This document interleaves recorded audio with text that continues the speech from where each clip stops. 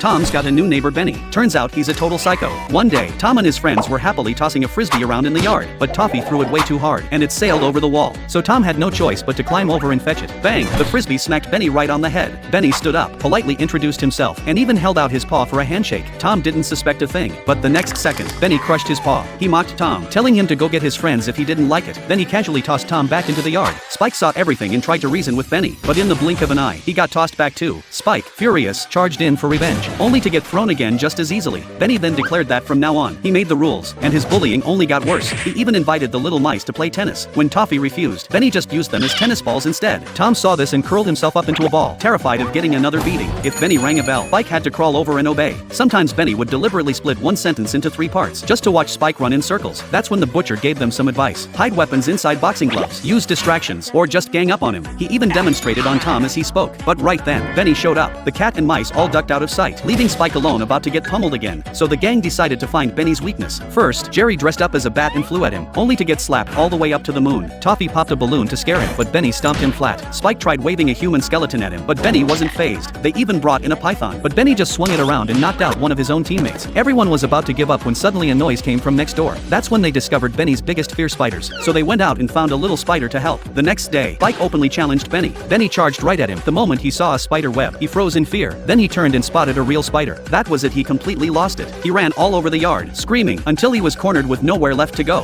Finally, Benny surrendered. He didn't dare mess around anymore and even sealed off the passage himself. And just like that, Tom's home was peaceful again.